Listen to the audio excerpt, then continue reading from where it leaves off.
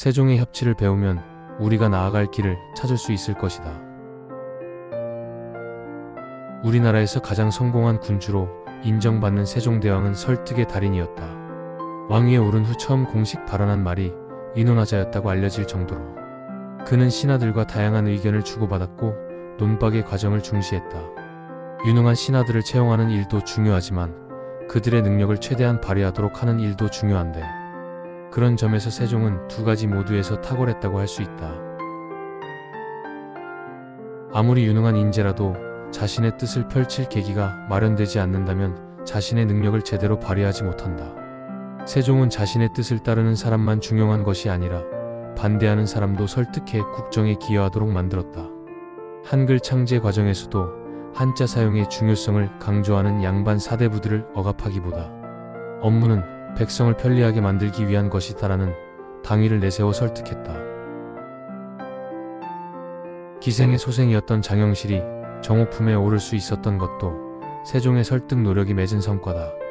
세종은 백성을 위해 일할 수 있다면 신분이 아닌 능력이 우선되어야 한다는 당위를 앞세워 황희와 맹사성 등을 설득했고, 그 결과 철저한 신분제 사회였던 조선 초기에 정오품은커녕 관직에 오르는 일 자체가 불가능했던 장영실을 등용해 치국이와 혼천의 등을 발명할 수 있도록 만들었다. 세종의 위대함은 자신을 지지하는 유능한 신하들은 물론 반대하는 유능한 신하들까지 설득해 국정에 기여하도록 만들었던 것이다. 여기서 유의해야 할 점은 유능이라는 전제다.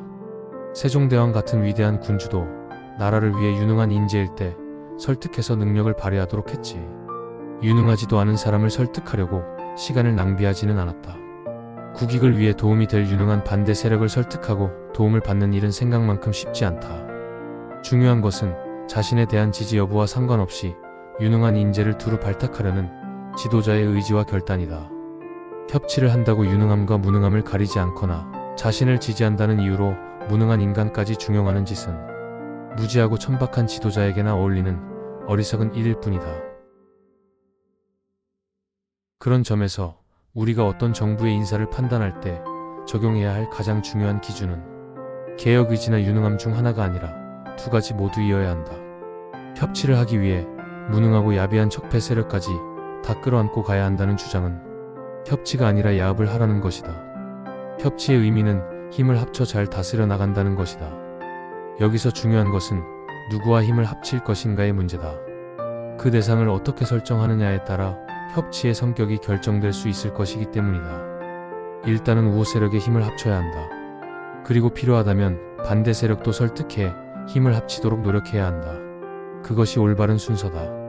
그런데 지지 세력의 뜻을 모아 개혁과 변화를 추구하려는 시기에 구체제 청산 노력에 찬물을 끼얹거나 물타기를 하려는 속셈으로 협치나 통합 운운하는 일부 보수 언론의 태도는 개혁과 변화는 물론 진정한 의미의 협치나 통합으로 가는 길까지 막는 비열한 정치 공세에 불과하다. 비민주적이고 비정상적인 정권의 기본적인 특징은 특권 세력의 인정이다.